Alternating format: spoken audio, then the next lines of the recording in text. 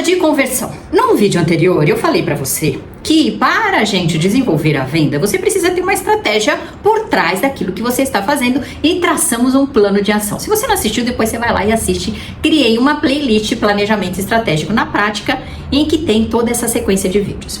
E num dos vídeos eu tracei um funil de vendas partindo da onde? Da taxa de conversão. Porque quando a gente trabalha com e-commerce, é fácil a gente entender qual que é essa taxa.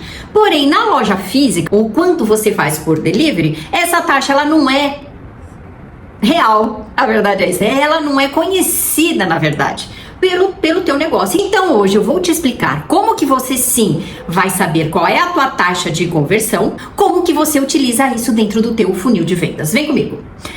Taxa de conversão é uma fórmula. Como que é essa fórmula?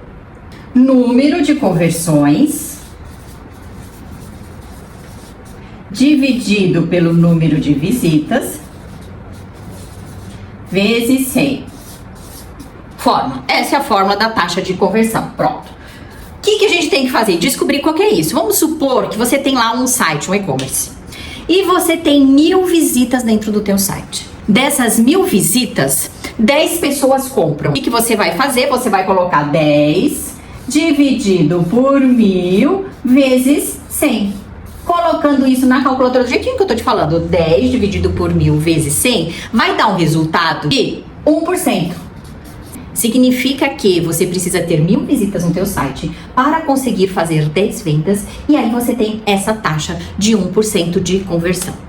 Existem algumas empresas que já trazem isso por segmento de mercado. Por exemplo, a Neo Atlas, o que ela fala? Que o segmento de moda e acessório, ela tem uma taxa de conversão de 1,5% a 2%. Quando a gente já fala dentro do infantil, essa taxa ela varia em torno de 1 a 1,5%. Existem outras empresas que também fazem pesquisas nesse sentido, como por exemplo a Experian, em que ela fala que o mercado brasileiro, a taxa de conversão média dos e-commerces, eles ficam em torno de 1,65%. E que se algum site tiver em torno de 1 a 3%, é uma boa taxa de conversão.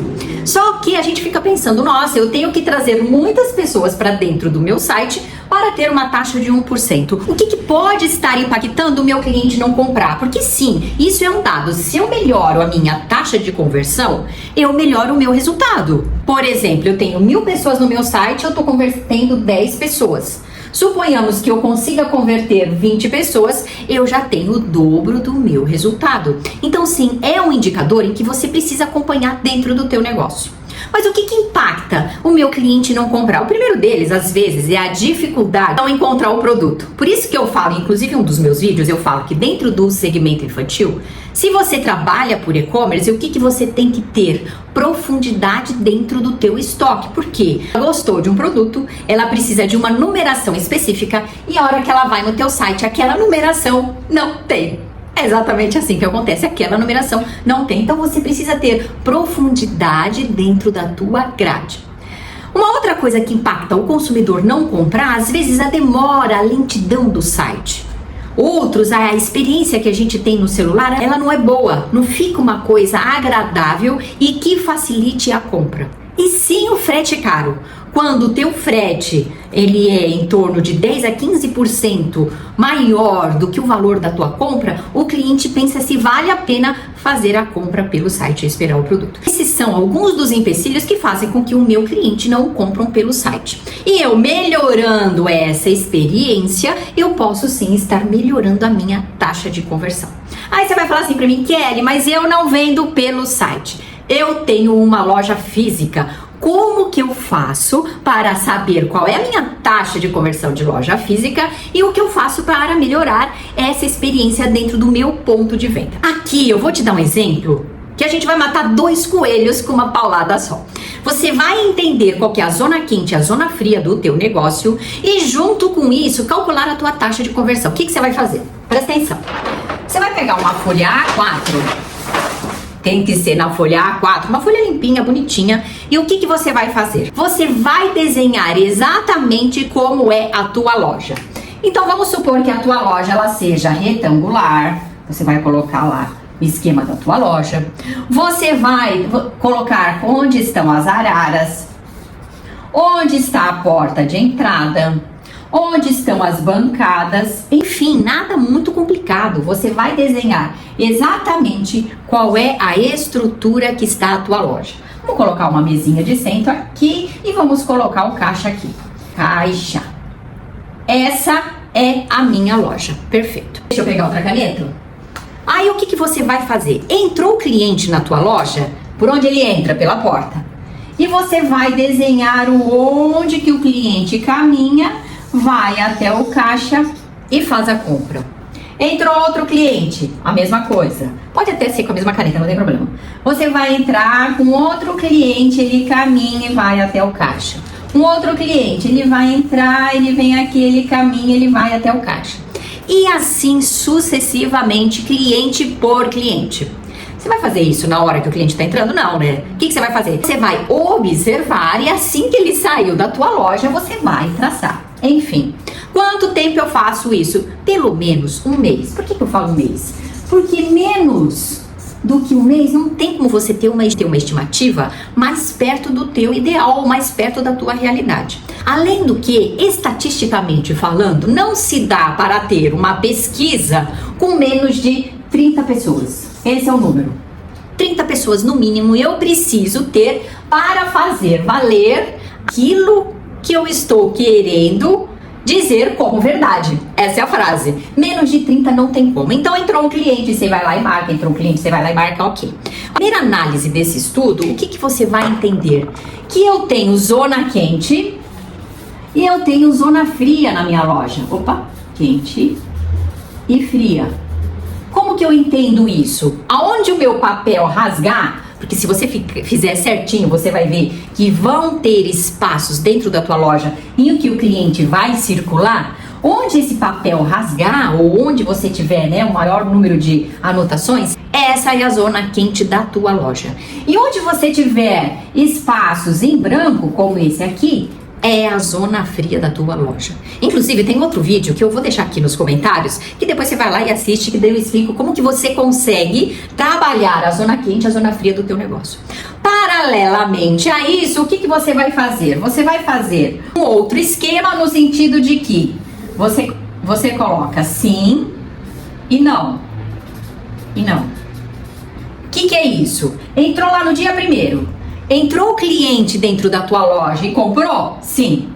No dia 1º entrou e comprou? Não. Entrou e comprou? Sim. Entrou e comprou? Não. Entrou e comprou? Não. E aí você vai sabendo quantos clientes no dia 1, quantos entraram e quantos compraram.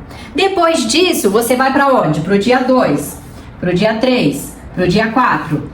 Assim como eu deixei aqui no meu esquema. Com isso, em 30 dias, você vai somar quantos clientes entraram e não compraram, quantos clientes entraram e compraram. Aí você consegue colocar onde? Na nossa fórmula. Cadê a nossa fórmula? Taxa de conversão. Quantos clientes compraram e quantos clientes não compraram. Vezes 100. Você tem a tua taxa de conversão dentro da loja física. Nossa, Kelly, mas a minha taxa ela tá 0,5%, o que eu faço? A primeira coisa, a gente precisa seguir com esse estudo. Lógico, você vai fazer o primeiro mês, você vai fazer o segundo mês, o terceiro mês e você acompanha essa taxa de conversão, ok?